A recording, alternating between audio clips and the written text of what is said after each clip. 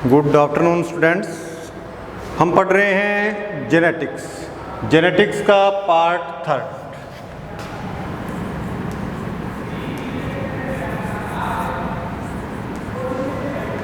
Genetics और genetics में हम पढ़ रहे थे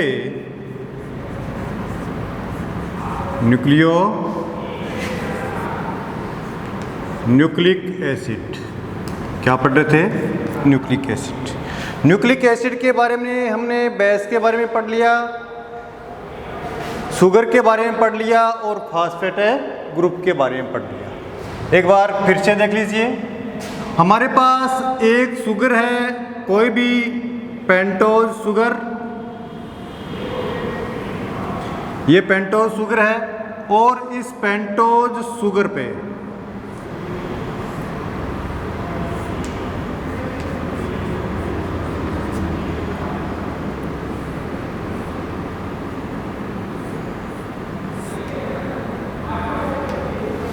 यहाँ पर कोई बेस जुड़ा है, ये बेस है एडेनिन।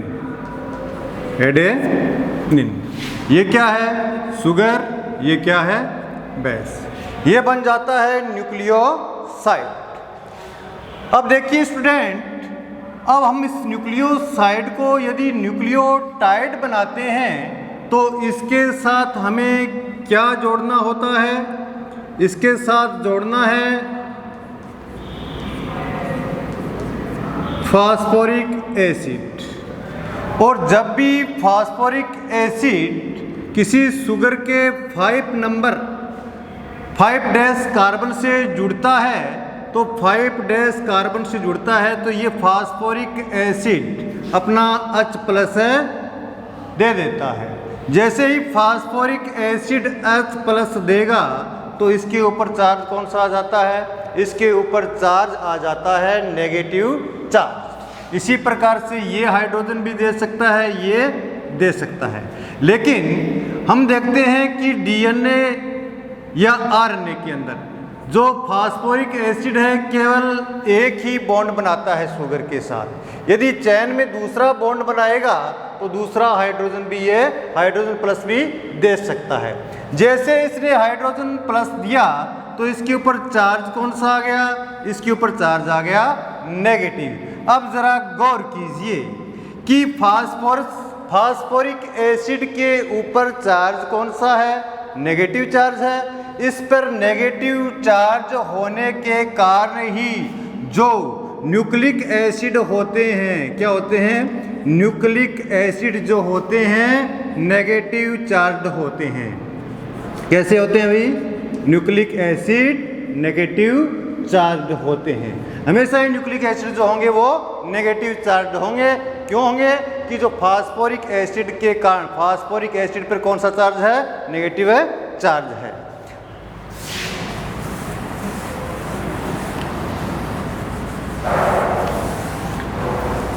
अब आगे देखिए न्यूक्लिक एसिड हमने पहले भी बात की थी कि न्यूक्लिक एसिड क्या है?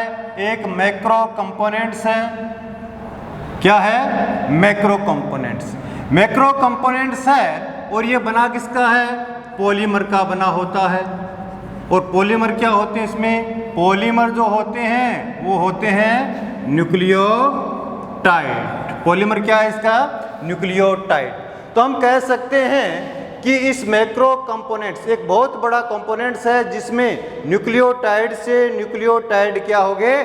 जुड़ते जाएंगे और एक चैन का निर्माण हो जाएगा। देखिएगा कैसे। पेंटोज शुगर, यहां पर कोई भी आप बेस जोड़ दीजिए। साइटोसिन, यहां पर क्या है? यहां पर है फास्फोरिक एसिड। दूसरा न्यूक्लियोटाइड ये बनेगा।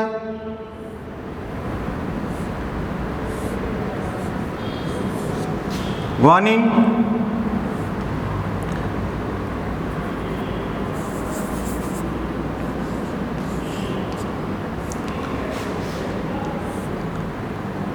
तीसरा न्यूक्लियोटाइड ये, और चौथा ऊपर की ओर बना देते हैं।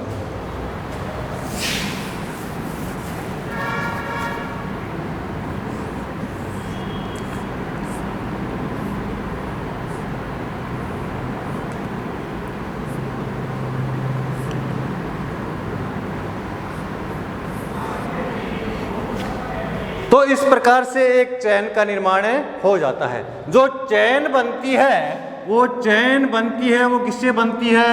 न्यूक्लियोटाइड से न्यूक्लियोटाइड जुड़ता जाता है और एक लंबी चेन का निर्माण हो जाता है।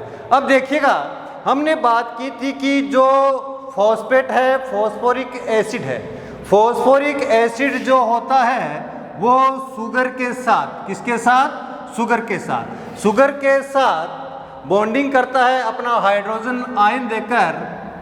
हाइड्रोजन आयन जब शुगर को देगा तो शुगर का OH आयन और फास्फेट का हाइड्रोजन आयन मिलकर किसका अणु निकाल देते हैं? जल का अणु निकाल देते हैं। और इनके मध्य में जो बॉन्ड बनता है, इस बॉन्ड को हमने क्या कहा था? इसे कहा था फास्फो ईस्टर बॉन्ड। कौन सा बॉन्ड कहा था?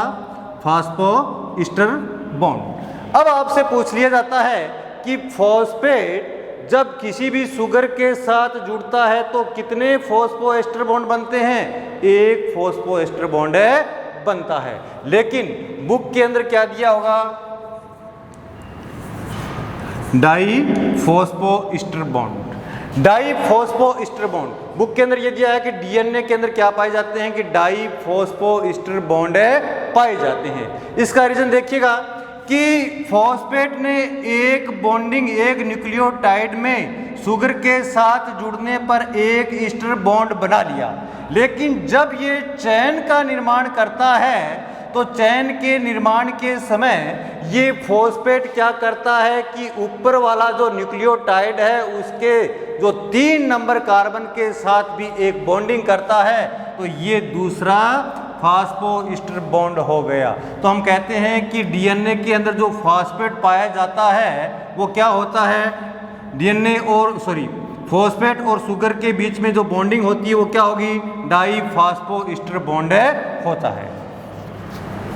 अब स्टूडेंट आगे देखिए, अब हमने इस चेन का एक निर्माण किया है। ये चेन आपको किस प्रकार की दिखाई देती है? चेन में आपको क्या नजर आता है? देखिएगा, हम बात कर लेते हैं ह्यूमन में, अपनी बॉडी में बात कर लेते हैं। अपनी बॉडी के अंदर एक वर्टिब्रम कॉलम होता है। वर्टिब्रल कॉलम इस प्रकार से होता है और वर्टिब्रल कॉलम के इस साइड में क्या प्रोजेक्ट होती है? वर्टिब्रल कॉलम के इस साइड में हमारी रिब्स प्रोजेक्ट होती है। यह है आपका वर्टिब्रल कॉलम और ये क्या है आपकी? ये है आपकी रिब्स। देखिएगा, अब देखो इस वर्टिब्रल कॉलम में यहाँ पर हम देखते हैं तो ये बाहर की ओर इस प्रकार से उभरा हुआ दिखाई देता है। बाहर से इस प्रकार से उभरा हुआ दिखाई देता है। अब एज सपोज करते हैं इसकी और इसकी अगर हम तुलना करते हैं तो आप देखिएगा ये स्ट्रक्चर सेम इस जैसी ही दिखाई देती है। ये स्ट्रक्चर सेम आपके वर्टिब्रल कॉलम के समान ही दिखाई देती है और आपके वर्टिब्रल कॉलम को क्या कहा जाता है? बैकबोन कहा जाता है। क्या कहा जाता है? बैकबोन कहा जाता है। अब देखिएगा, हम किसी न्यूक्लियोटाइड की बात जब हम किसी न्यूक्लिक एसिड की बात करते हैं तो न्यूक्लिक एसिड आपकी ये बैकबोन है। तो न्यूक्लिक एसिड के सेंटर में शुगर और फास्फेट के जुड़ने से एक सेंट्रल संरचना बनती है। तो ये भी न्यूक्लिक एसिड की क्या होगी? Backbone. Backbone of nucleic acid. ये क्या है? Backbone of nucleic acid. अब आपसे पूछ लिया जाता है कि न्यूक्लिक एसिड्स के अंदर या डीएनए के अंदर जो बैकबोन बनी होती है वो किसकी बनी होती है या बैकबोन क्या होती है? तो आप कहेंगे कि शुगर और फॉस्फेट से मिलकर जो संरचना बनती है उसे ही हम न्यूक्लिक एसिड से क्या कहा जाता है? बैकबोन कहा जाता है। और बैकबोन के अंदर की तरफ क्या प्रोजेक्ट हो रहे हैं? बैकबोन के अंदर की तरफ जो प्रोजेक्ट हो रहे हैं वो इसके क्या हैं? Nitrogen base. और ये जो नाइट्रोजन बेस होते हैं हमारे वर्टिब्रल कॉलम के अंदर की तरफ जो रिब्स प्रोजेक्ट होती है उसी प्रकार डीएनए स्ट्रैंड पर ये प्रोजेक्ट होते हैं, इसलिए इसके बेस को हम न्यूक्लिक एसिड की क्या कहा जाता है, रिब्स कहा जाता है। जो इसके नाइट्रोजन बेस होते हैं वो क्या है, न्यूक्लिक एसिड्स की रिब्स होती है।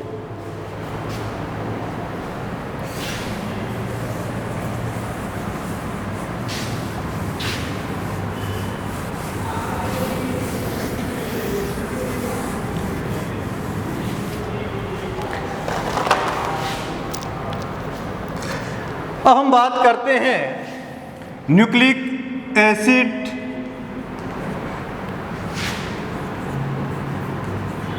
में डीएनए की बात करते हैं, न्यूक्लिक एसिड में डीएनए की बात करते हैं। डीएनए के बारे में आपने सुना होगा, और डीएनए स्पेशल रूप से जो हम बात करेंगे वो बी डीएनए की बात करेंगे। कौन से डीएनए की बात करेंगे, बी डीएनए की बात करेंगे। आपने सुना होगा कि बी डीएनए जो मॉडल दिया था वो दिया था वॉटसन और क्रिक ने। किसने दिया था, ये मॉडल दिया था Watson and Crick. B DNA model दिया था Watson and Crick. Watson and Crick ने बी डीएनए मॉडल दिया था, और ये बी डीएनए मॉडल किसके आधार पर दिया था, बी डीएनए मॉडल जो दिया था ये दो मॉडल्स का सम्मिलित रूप से इन्होंने तैयार किया। दो मॉडल क्या है, दो मॉडल, एक तो है विल्किंसन का, विल्किंसन का एक्सरे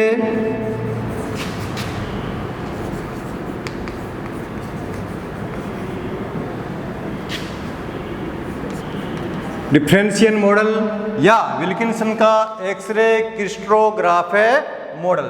और दूसरा कौन सा है, दूसरा है चारगाफ लॉस, चारगाफ के नियम। इन दोनों को सम्मिलित रूप से मिलाकर वाटसन और क्रिक ने क्या दिया था, बी डीएनए मॉडल, जो क्या होता है, जो डीएनए का ये मॉडल होता है ये होता है डबल हेलिक्स। कैसा मॉडल दिया था, डबल हेलिक्स मॉडल दिया था। और अब आप बताइए कि बी डीएनए नाम का अर्थ क्या है, यहाँ पर बी का क्या अर्थ है, यहाँ पर बी का क्या अर्थ है, बी का अर्थ होता है यहाँ पर बायोटिक। बी का अर्थ क्या है, बायोटिक। बायोटिक अर्थात ये जो डीएनए होता है लगभग सभी प्राणियों में, जीवित प्राणियों के अंदर पाया जाता है। ठीक है, अब देखिए, अब हम सबसे पहले हम बात करते हैं कि वाटसन और क्रिक ने जो डबल हेलिक्स मॉडल दिया था, ये डबल हेलिक्स मॉडल किसके आधार पर दिया था, विल्किंसन के एक्सरे क्रिस्टलोग्राफ मॉडल और चारगाफ लॉ के आधार पर दिया था। और वो सभी पॉइंट को हम सम्मिलित रूप से किसमें पढ़ेंगे, वाटसन और क्रिक के मॉडल में ही पढ़ लेंगे। तो सबसे पहले हम बात करते हैं चारगाफ लॉ की बात करते हैं। सबसे पहले हम बात करते हैं चारगाफ लॉ। सबसे पहले बात कर लेते हैं हम चारगाफ लॉ की बातें कर लेते हैं। चारगाफ लॉ, चारगाफ लॉ क्या कहता है, चारगाफ लॉ कहता है कि जो एडेनिन होता है वो हमेशा ही बॉन्डिंग किसके साथ करेगा, एडेनिन हमेशा ही बॉन्डिंग करेगा, वो थायमिन के साथ बॉन्डिंग करेगा। किसके साथ बॉन्डिंग करेगा, थायमिन के साथ। चारगाफ लॉ कहता है कि जो ग्वानिन होता है वो हमेशा ही साइटोसिन के साथ बॉन्डिंग करेगा। और इसी आधार पर इन्होंने एक नियम दिया था और बेस का रेशियो भी दिया था। क्या दिया था, एक नियम दिया था और जो बेस रेशियो भी दिया था, वो इसके बारे में हम पढ़ेंगे। अब सबसे पहले देखिए, चारगाफ ने ये बताया था कि एडेनिन किसके साथ बॉन्डिंग करता है, थायमिन के साथ, और ग्वानिन किसके साथ बॉन्डिंग करता है, साइटोसिन के साथ। इस आधार पर उसने ये बताया था कि adenine plus thymine, adenine plus thymine, adenine plus guanine बराबर साइटोसिन प्लस थायमिन। एक नियम तो इसका ये बनता है। अब दूसरा देखिए, किसी भी न्यूक्लिक एसिड्स के अंदर जो एडेनिन की मात्रा किसके बराबर होती है? थायमिन के बराबर होती है या नहीं होती है? तो हम यहाँ पर क्या लिख सकते हैं? ए की जगह टी लिख सकते हैं, टी प्लस जी बराबर सी प्लस, यहाँ पर देखिए ए है तो टी की जगह हम क्या लिखते हैं? ए। एक बात और देखिए, अब देखिए जो ग्वानिन की मात्रा होती है वो किसके बराबर होती है? साइटोसिन के बराबर होती है। तो हम G की जगह हम क्या लिख सकते हैं? C भी लिख सकते हैं या नहीं लिख सकते हैं? तो एक ये भी हो सकता है, A प्लस C बराबर, और C की जगह हम क्या लिख सकते हैं? ग्वानिन भी लिख सकते हैं, Ga। तो इस नियम को हम तीनों रूप में भी लिख सकते हैं। ये तीनों रूप इसके सही हैं। किसी भी रूप में अगर इस रूप में हमें कोई भी नियम दिखाई देता है तो वो नियम क्या है? चारगाफ रूल है। अब देखिएगा, अब चारगाफ ने एक रेशियो भी दिया था। क्या रेशियो दिया था? वो रेशियो देखो, चारगाफ ने जो रेशियो दिया था वह रेशियो है A plus T, A plus T oblique C plus G plus C बराबर क्या होता है? कांस्टेंट होता है। ये कांस्टेंट, इस कांस्टेंट का अर्थ क्या है? कांस्टेंट का अर्थ ये है कि हमेशा ही जो एडेनिन और थायमिन और ग्वानिन और साइटोसिन का जो रेशो है वो प्रत्येक स्पेसिफिक स्पीसीज के अंदर, एक विशेष पर्टिकुलर जाति के अंदर हमेशा ही क्या होता है? फिक्स होता है, इकाई मान का होता है। अगर डॉग है तो उसका भी स्पेसिफिक है, ह्यूमन है तो उसका भी स्पेसिफिक है, अर्थात इसका मान सबके लिए क्या आएगा? स्पेसिफिक है आएगा।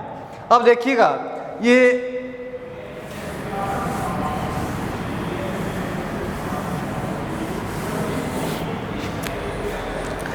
चलो हम बात कर लेते हैं कि चारगाफ रूल के अकॉर्डिंग। चारगाफ रूल ने यह बताया था कि एडेनिन किसके साथ? थायमिन के साथ। एडेनिन जो थायमिन के साथ जो बॉन्डिंग करेगा उसमें कितने बॉन्ड बनेंगे? भी डबल बॉन्ड बनेंगे। ग्वानिन साइटोसिन के साथ बॉन्डिंग करेगा तो कितने बॉन्ड बनेंगे? ट्रिपल बॉन्ड बनेंगे। अब मैं एक क्वेश्चन पुटअप करता हूं। क्वेश्चन देखिए क्या है? क्वेश्चन ये है कि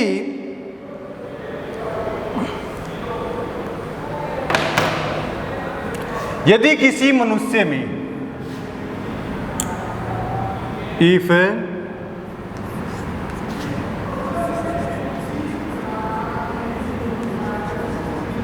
in human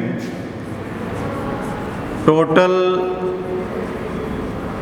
amount of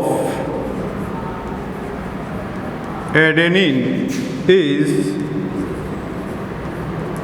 30%, then calculated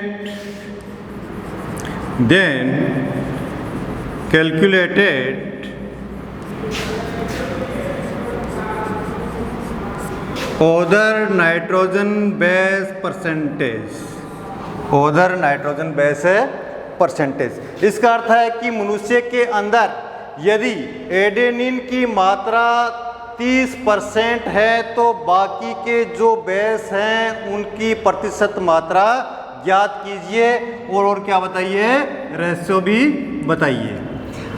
अब देखिए चारगाफ रूल के अकॉर्डिंग, चारगाफ है रूल के अकॉर्डिंग, चारगाफ का रूल क्या कहता है? चारगाफ का रूल अभी दिया था कि A plus T, A plus है टी और G प्लस है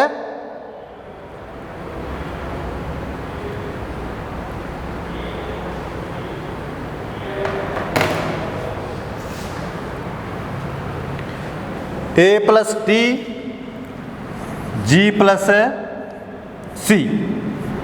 ये क्या होता है? कांस्टेंट होता है।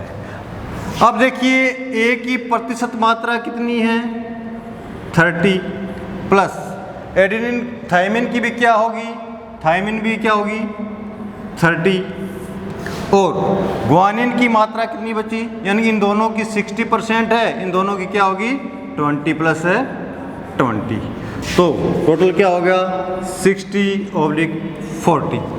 अब इनसे हम रेशियो ज्ञात कर सकते हैं। रेशियो देखो 4 4 एकम 4 बच गए 5, 1 पॉइंट है 5, तो रेशियो क्या आता है 1.5। अब देखिएगा ये हमने क्वेश्चन जो पटअप किया है इसका रीज़न भी जान लीजिए। हमेशा ध्यान रखिएगा कि ह्यूमन के अंदर जो नाइट्रोजन बेस का रेशियो होता है हमेशा 1.5 होता है। इसीलिए मैंने ये क्वेश्चन भी पुटअप किया है 30% एडेनिन के साथ, ये समझाने के लिए कि रेशियो अपने अंदर कितना परसेंट होता है 1.5%। इसलिए ये रेशियो क्या होता है हमेशा ही चारगाफ रूल के अकॉर्डिंग कांस्टेंट होता है, चाहे कोई भी मनुष्य हो उसके अंदर रेशियो कितना पाया जाएगा 1.5 ही पाया जाएगा।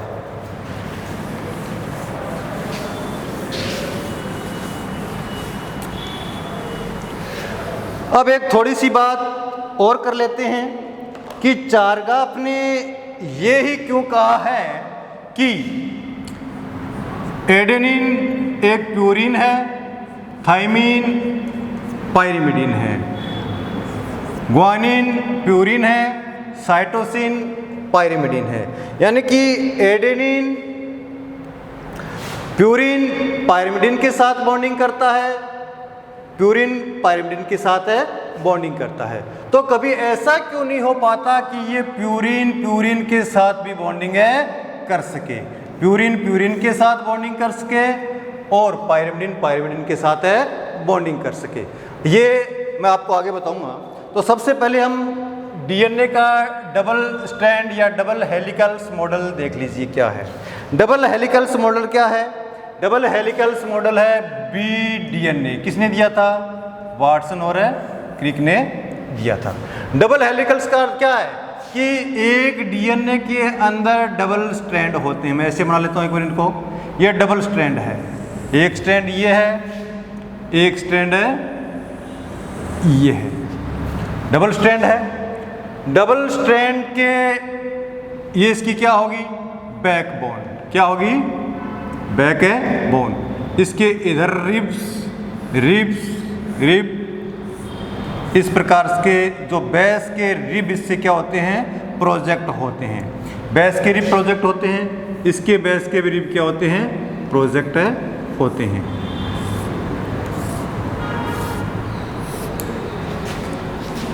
यहाँ पर adenine, guanine, cytosine, thymine, guanine, cytosine, adenine, thymine. तो इसका एंटी पैरेलल क्या होगा, इसका एंटी पैरेलल ये, इसका ये, इसका ये, इसका एंटी पैरेलल, इसका एंटी पैरेलल। तो इन सब के क्या होंगे अपने अपने एंटी पैरेलल होंगे, ठीक है।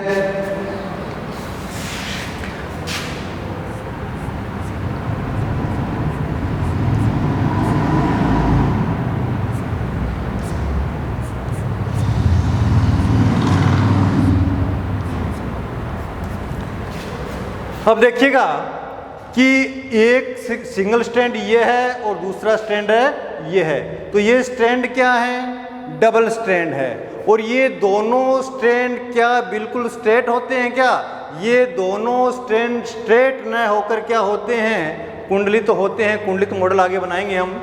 ये इससे पहले हम बात कर लेते हैं चारगाफ रूल की। चारगाफ ने क्या कहा है कि एडेनिन थायमिन के साथ और ग्वानिन साइटोसिन के साथ ही प्रोजेक्ट होता है।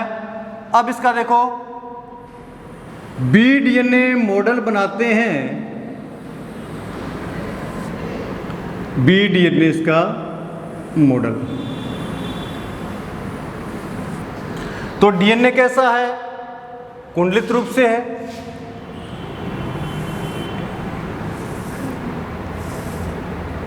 4 एक यहाँ पर 1 2 3 4। और डीएनए के मॉडल में हम पढ़ते हैं कि देखो कि एक कुंडलन में सबसे पहले इसका डायमीटर देखो। डायमीटर क्या होता है? डायमीटर इसका व्यास, यानी यहाँ से लेकर इस स्ट्रैंड से इस स्ट्रैंड की जो डिस्टेंस है वो इसका क्या होता है? डायमीटर होता है। सबसे पहले इसका डायमीटर देख लो। डायमीटर, इसका डायमीटर क्या है? इसका डायमीटर होता है 20 एंगस्ट्रॉम। और ये हमेशा किसी डीएनए के लिए क्या होता है? फिक्स होता है। कितना होता है? 20 एंगस्ट्रॉम। यदि हम नैनोमीटर में बात करते हैं तो इससे 10 से भाग दे दो, आएगा कितना? 2 नैनोमीटर। ये तो इसके व्यास यानी कि डायमीटर की बात होगी।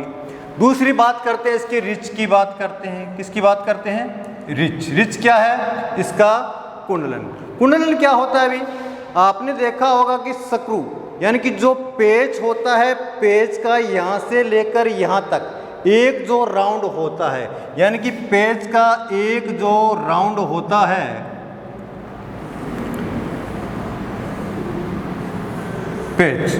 पेच का यहाँ से लेकर यहाँ तक एक जो राउंड होता है, ये इसका कुंडलन है, रिच है। रिच का अर्थ क्या हो गया? यानी कि 360 डिग्री पर घूम जाना।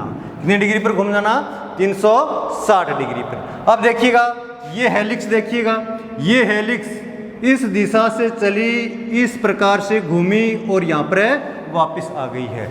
इस दिशा से चली, यहाँ पर घूमी और उसी दिशा में वापस आ गई है। तो पूरा घुमाव इसका है या नहीं है? इस पूरे घुमाव को इसको क्या बोलते हैं? हम इसे कुंडलन कहते हैं। और आपसे कहा जाए कि इसके कुंडलन की पूरी लंबाई क्या होती है, तो कुंडलन के पूरी लंबाई यानी कि जो इसकी रिच होती है वह होती है 34 एंगस्ट्रॉम।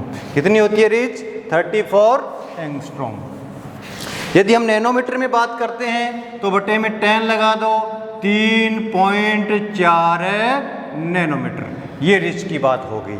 अब देखिएगा कि डीएनए का जो डबल स्ट्रैंड मॉडल है, डबल स्ट्रैंड मॉडल के अंदर जो इसकी रिच है या कुंडलन है, ये सभी डीएनए का जो रिच है, डबल स्ट्रैंड की जो रिच है, रिच के अंदर हमने बताया था कि एडेनिन ग्वानिन के साथ पेयरिंग करता है, एडेनिन थाइमिन के साथ पेयरिंग करता है और ग्वानिन साइटोसिन के साथ पेयरिंग करता है।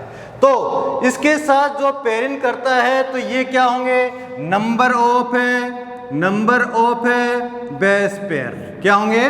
Number of base pair. यानी कि जो डीएनए का प्रकार होता है उसी प्रकार के अनुसार इसके कुंडलन में नंबर ऑफ बेस पेयर होते हैं। Number of base. तो इस कुंडलन के अंदर number of base pair B DNA के अंदर कितने पाए जाते हैं? बी डीएनए के अंदर नंबर ऑफ बेस पेयर होते हैं 10। कितने होते हैं? 10। तो नंबर ऑफ बेस पेयर 10 है, तो number of base pair, number of base pair, number of base pair, number of base pair. तो इन दोनों के मध्य में डिस्टेंस कितना होगा भाई? यानी कि यहाँ से लेकर यहाँ तक इसका डिस्टेंस क्या है? इसका डिस्टेंस आप निकाल भी सकते हो। हमने देखा था कि एक कुंडलन की जो लंबाई होती है, लेंथ होती है, वह होती है 34 एंगस्ट्रॉम। 34 को हम डिवाइड कर देते हैं एक कुंडलन के अंदर। कितने नंबर ऑफ बेस पेयर होते हैं? 10।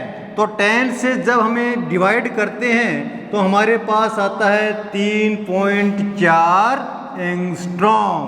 तो नंबर ऑफ बेस पेयर के बीच की जो डिस्टेंस होती है वह होती है 3.4 एंगस्ट्रॉम। अब देखिए, अब हम इसी के आधार पर चारगाफ रूल भी देख लेते हैं कि ये तो था बीडीएनए। अब चारगाफ ने ये क्यों बताया था कि एडेनिन हमेशा प्यूरिन वाला पिरिमिडिन के साथ और पिरिमिडिन हो तो प्यूरिन के साथ, यानी एडेनिन थायमिन के साथ,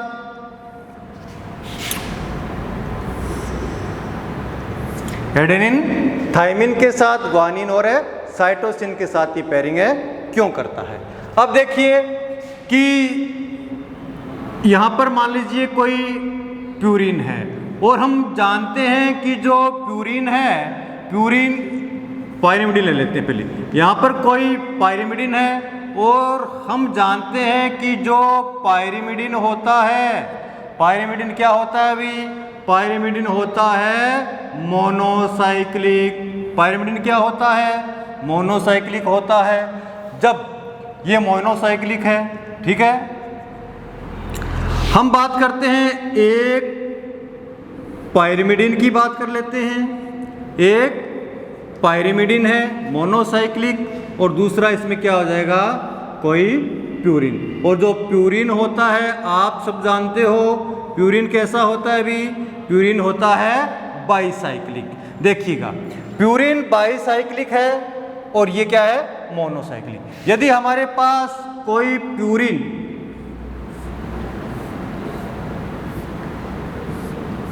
यदि हम कोशिश करते हैं प्यूरिन के साथ बॉन्डिंग करने की, प्यूरिन के साथ बॉन्डिंग करने की, तो अब आप देखिए कि यहाँ पर किसी भी बीडीएनए के अंदर चारगाफ रूल के अकॉर्डिंग एक पायरिमिडिन दूसरा प्यूरिन। प्यूरिन होता है बाईसाइक्लिक, पायरिमिडिन क्या होता है, मोनोसाइक्लिक।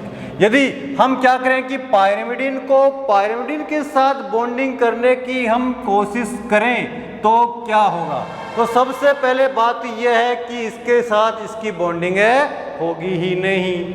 अगर हो भी जाता है तो हमने कहा था कि किसी भी डीएनए के अंदर जो हमने इसकी क्या बताई थी, डायमीटर बताया था, इसकी लेंथ बताई थी, नंबर ऑफ बेस पेयर के बीच की जो दूरी बताई थी, ये सब क्या बताई थी, फिक्स होती है नहीं होती है। तो देखिए ये मोनोसाइक्लिक है और ये मोनोसाइक्लिक है, तो ये मोनोसाइक्लिक और मोनोसाइक्लिक क्या आ जाएंगे, जगह कम नहीं लेंगे क्या, जगह कम नहीं हो जाएगी क्या, तो जगह कम हो जाएगी तो यहाँ से लेकर यहाँ तक की क्या लेंथ पूरी बची रहेगी क्या, इसका डायमीटर पूरा होगा क्या। तो डायमीटर हमने कितना लिया था, 20 एंगस्ट्रॉम लिया था, अर्थात इसका डायमीटर क्या हो जाएगा, डायमीटर हो जाएगा लेस देन 20 एंगस्ट्रॉम। 20 एंगस्ट्रॉम से क्या हो जाएगा, कम हो जाएगा।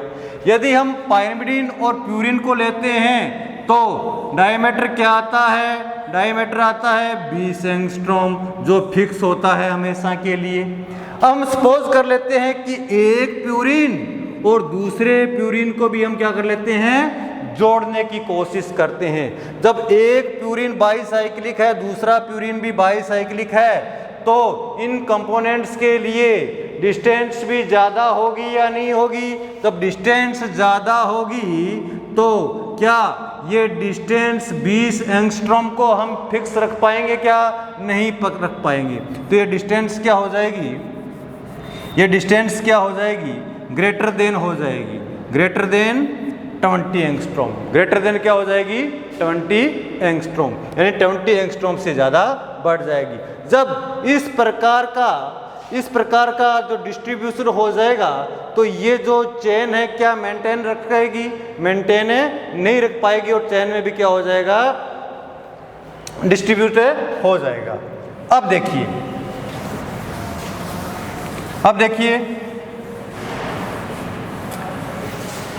कि हमने बीडीएनए के बारे में तो पढ़ लिया।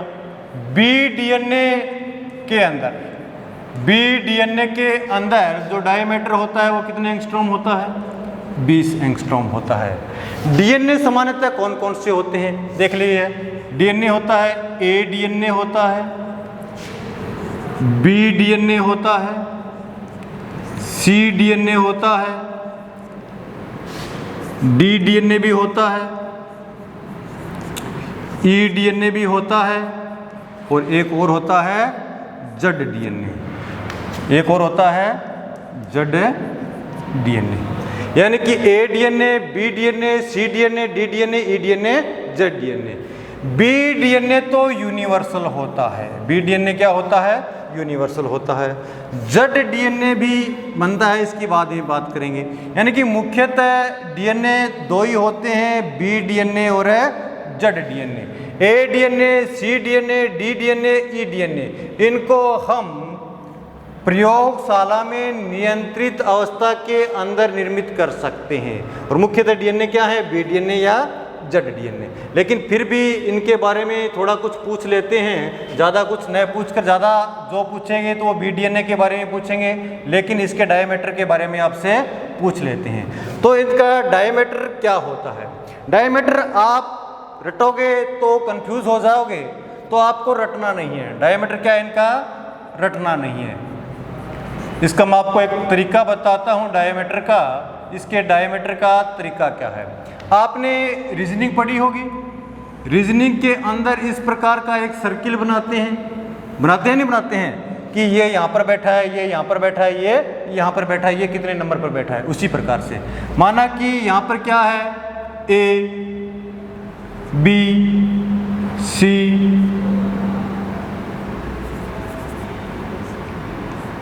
बी सी डी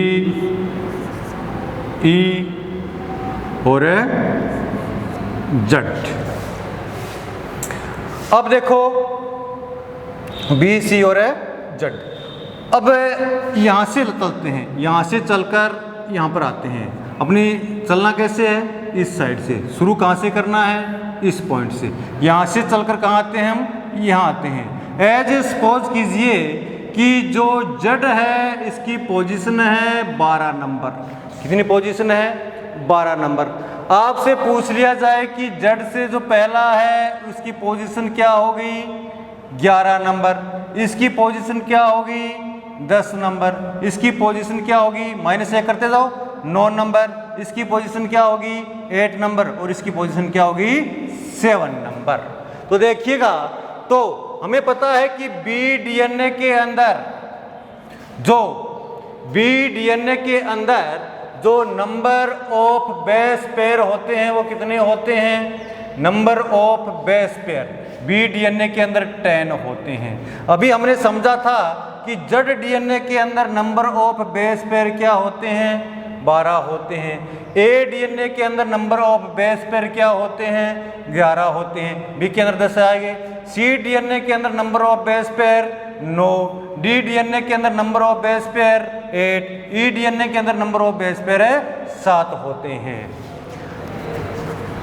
आज के लिए बस इतना ही। नेक्स्ट क्लास में आगे शुरू करेंगे।